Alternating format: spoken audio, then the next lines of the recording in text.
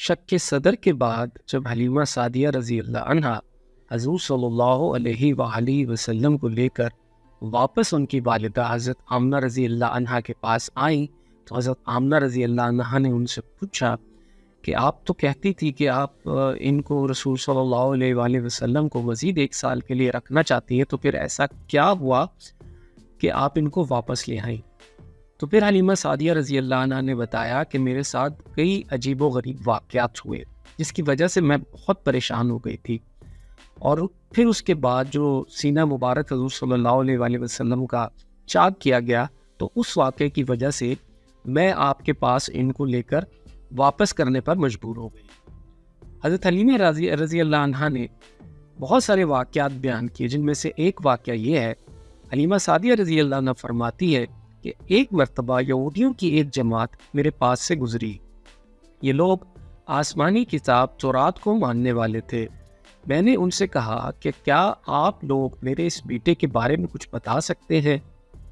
ساتھ ہی میں نے حضور صلی اللہ علیہ وآلہ وسلم کی پیدائش کے بارے میں انہیں تفصیلات سنائی۔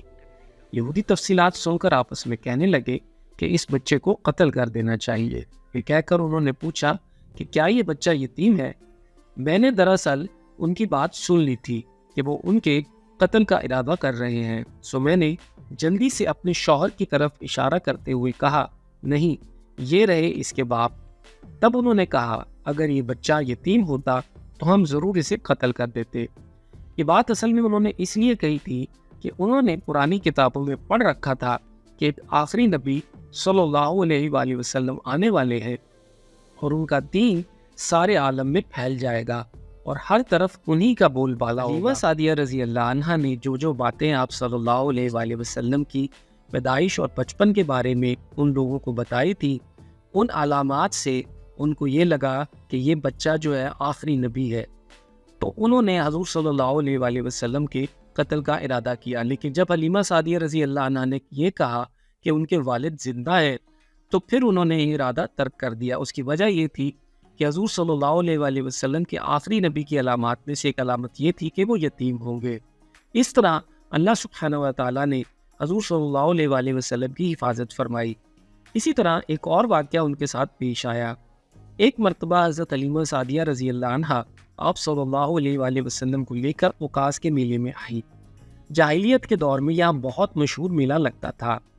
یہ میلہ طائف اور نخلہ کے درمیان میں لگتا تھا۔ عرب کے لوگ حج کرنے آتے تو شوال کا مہینہ اسی میلے میں گزارتے، کھیلتے کودتے اور اپنی بڑائیاں بیان کرتے۔ حلیمہ سعدیہ رضی اللہ عنہا آپ صلی اللہ علیہ وآلہ وسلم کو لیے بازار میں گھوم رہی تھی کہ ایک کاہن کی نظر آپ صلی اللہ علیہ وآلہ وسلم پر پڑ گئی۔ اسے آپ صلی اللہ علیہ وآلہ وسلم نے نبوت کی تمام علامات نظر آ گئیں۔ اس نے پکار کر کہا، لوگوں اس بچے کو مار ڈالو۔ حلیمہ سعدیہ رضی اللہ عنہا اس کاہن کی بات سن کر گھبرا گئی اور جلدی سے وہاں سے سرک گئی۔ اس طرح اللہ سبحانہ و تعالیٰ نے حضور صلی اللہ علیہ وآلہ وسلم کی وہاں بھی حفاظت فرمائی۔ میلے میں موجود لوگوں نے کاہن کی آواز سن کر ادھر ادھر دیکھا کہ کس بچے کو قتل کرنے کے لیے کہا گیا ہے، مگر انہیں وہاں کوئی بچہ نظر نہیں آیا۔ اب لوگوں نے کاہن سے پوچھا، کیا بات ہے، آپ کس بچے کو مار ڈالنے کے لیے کہہ رہے ہیں؟ اس نے لوگوں کو بتایا، میں نے ابھی ایک لڑکے کو دیکھا ہے، معبودوں کی قسم وہ تمہارے دین کے ماننے والوں کو قتل کرے گا، تمہارے بتوں کو توڑے گا اور وہ تم سب پر غالب آئے گا۔